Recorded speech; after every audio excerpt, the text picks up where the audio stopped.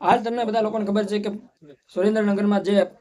સુરેન્દ્રનગર પંચાયત કચેરીમાં જે બબાલ થઈ હતી ખેડૂતના પોલીસ વચ્ચે, એ બાદ કરશનદાસ બાપુ ખેડૂતોને લઈને સડક પર ઉતરી આવ્યા છે. વિડીયો જોવો તમે.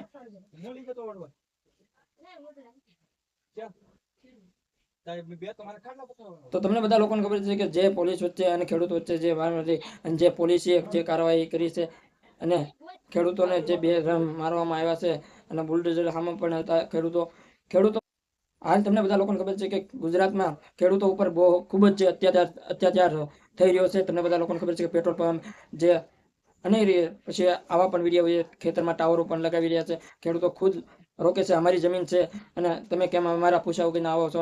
અને ખેડૂતોને આવી રીતે પણ ગળા પણ પકડી લે છે પોલીસો, ધમકી પણ દે છે, હાલો નીકળો ખેતરમાંથી, એવું પણ કહી રહ્યા છે. આવા ખૂબ જ વિડીયો વાયરલ થઈ રહ્યા છે સોશિયલ મીડિયાની અંદર.